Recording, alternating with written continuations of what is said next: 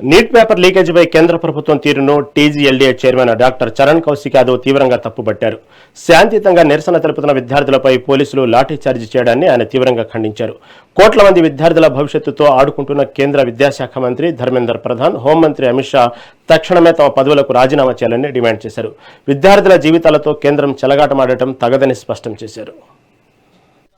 Narendra Modi neat paper అంశం విషయంలో Bharatiya Janata party ఎంతసేపు రాజకీయం చేసలే తప్ప ధర్మేంద్ర ప్రధాన్ ని రాజీనామా చేయాలని చెప్పేసి దేశంలో ఉన్నటువంటి నీట్ రాసినటువంటి 7.5 కోట్ల మంది యువత కోరుతా ఉన్నారు. 23 రోజుల సంధి ఈ సంఘటన జరుగుతా ఉంది. అయినా భారతీయ జనతా పార్టీ నరేంద్ర మోడీ గారు శీతాకాల సమావేశంలో పార్లమెంట్ లో బిల్లులు ఎట్లా పాస్ చేసుకోవాలి, డీలిమిటేషన్ కావచ్చు, మహిళా బిల్ కావచ్చు, లేకపోతే జమిలీ ఎలక్షన్ కావచ్చు, అధ్యక్షతర ఎలక్షన్ కావచ్చు, రకరకాల బిల్లుల మీద ఉన్నటువంటి మోజు విద్యార్థుల నీటు అంశానికి సంబంధించిన భారతీయ జనతా పార్టీ ఘోరంగా విఫలమైంది. 23 రోజుల దీక్ష చేస్తున్నటువంటి ఎవరైతే నీట్ నిరుద్యోగులు ఎవరైతే ఉన్నారో వాళ్ళంతా కూడా పార్లమెంటు మీద కావచ్చు, జంతర్ మంతర్ దగ్గర ధర్నా చేస్తే పోలీసు వాళ్ళు లాఠీ చార్జ్ చేసి పెద్ద ఎత్తున విద్యార్థుల మీద లాఠీ చార్జ్ చేయడంతో 100 మంది విద్యార్థులు గాయాల పాలై అరెస్ట్ అయిన పరిస్థితి మనం చూస్తాం. అయినా కూడా ధర్మేంద్ర ప్రధాన్ గారితో రాజీనామా చేయలేదు. ఢిల్లీలో ఉన్నటువంటి లా అండ్ ఆర్డర్ పరిస్థితి కూడా అదుపు తప్పింది. కాబట్టి అమిత్ షా కూడా రాజీనామా చేయాలని చెప్పేసి రాహుల్ గాంధీ గారు, కాంగ్రెస్ పార్టీ ఖర్గే గారు కోరుతారు. ఈ సందర్భంలో అయిన కేంద్ర ప్రభుత్వం